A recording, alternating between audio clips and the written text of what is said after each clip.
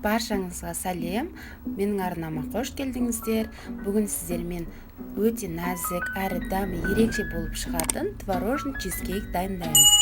Ең алдымен електен өткізілген ұнымызға қамыр қопсытқышымызды салып араластырамыз. Кейін үстінде бөлме температурасында тұрған, бірақ өте қатты жұмсақ емес, міне осындай сары майымызды салып, жақсылап крошка дайындаймыз. Содан соң шекерімізді саламыз, кішкене араластырып жібереміз, және кейін жұмыртқамызды салып, жақсылап қамырелеп тоңазытқышқа салып қоямыз. Қатты илеп қажет емес, жай ғана қамырымыз біріксе болды. Осымен қамырымыз дайын, ал енді салмасын дайындаймыз. Салмасына барлық ингредиенттерімізді бірден салып, блендердің не болмаса миксердің көмегімен жақсылап араластырамыз, бір келкі сұйық масса болғанша. Достар, егер миксер не болмаса блендер болмаған жағдайда, ірімшігімізді жай ғана ситодан өткізіп алсаңыздар жеткілікті.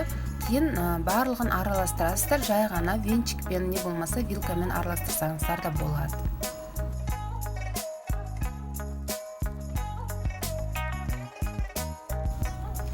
Достар, егер менің видеоларым сіздерге ұнап жатқан болса, каналға тіркеліп қойыңыздар. Мені жоғалтып алмас үшін алда көптеген қарапайым жеңіл жасалынатын рецепттермен бөлісемін. Міндетті түрде жақсылап араластырамыз, арасындағы ауа шығу үшін. Енді тараздың көмегімен барлығын бірдей етіп бөліп аламыз. Мен әрқайсысын 25 граммнан салдым. Бұлай жасау маңызды емес, бірақ бұлай жасасаңыздар, өлшеп алсаңыздар, жаңағы барлық чизкейктеріңіз бірдей болып шығады.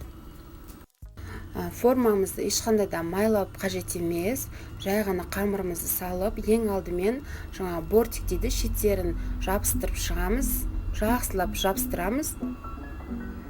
Кейін астын тегістеп жібереміз. Ешқандай вилкамен тесіп қажет емес, тестасының өзі өте нәзік болып шығады.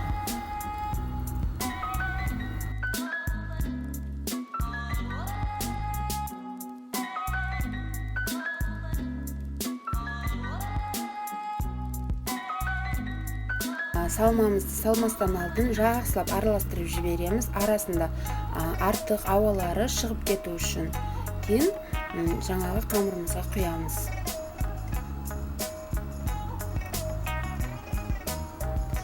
Менде дәл осы рецептпен 15 осындай кішкентай шықты, және де 18 диаметрде тағы бір үлкен шықты.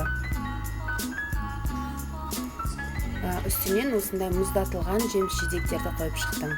Қызып тұрған 160 градуста 35 минут пісіреміз.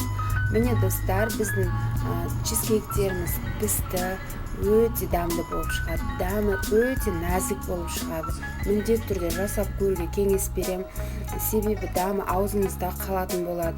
Мен осылай әсемдеп шықтым, сіздер өз қалауларыңызша әсемдесеңіздер болады. Өте нәзік, өте дәмді болады. Міндетті түрде жасаңыздар. Егер видео ұнаса, каналға тіркеліп, лайк, комментарий қалдырып қойыңыз. Ас болсын.